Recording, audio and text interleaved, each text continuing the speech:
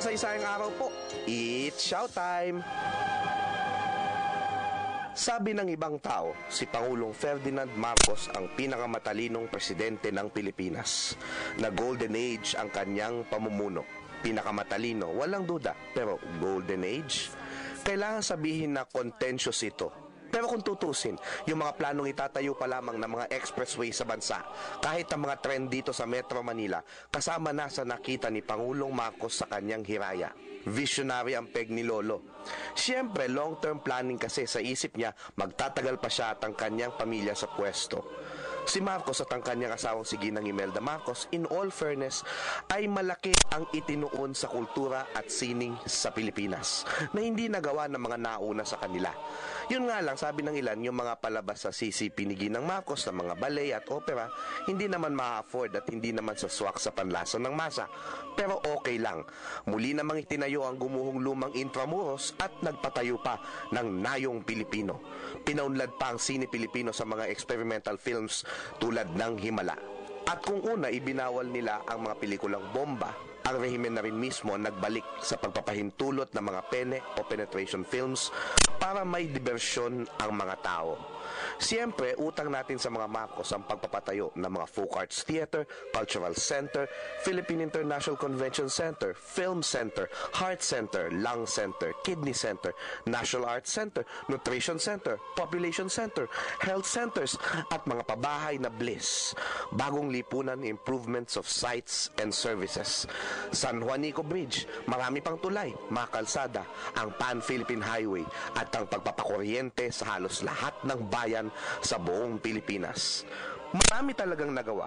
Biruin mo, 20 years ka sa pwesto, 14 years dito, walang kumukontra sa'yo. Marami ka talagang magagawa.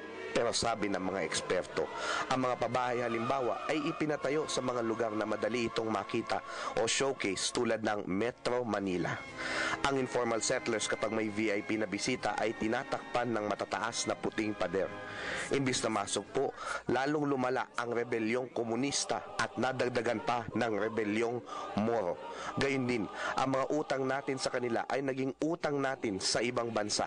Lumobo ito mula $360 million noong 1960s, naging $28.3 billion noong 1986 na patuloy nating binayaran. At kung 30 years matapos ang rehimen niya, hirap pang makabangon ng bayan, ay dahil sa kanyang rehimen nagsimula ang pagbagsak ng ating ekonomiya.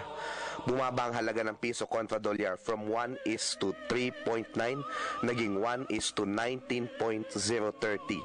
Unemployment rate mula 6.25%, naging 11.058%.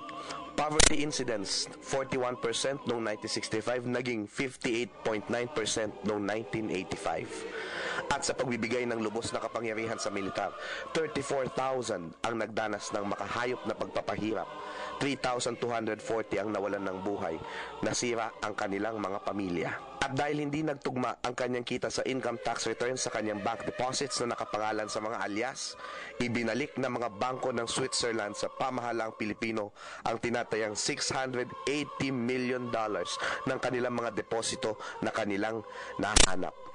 Kung golden age ito, bakit nagkaroon ng EDSA?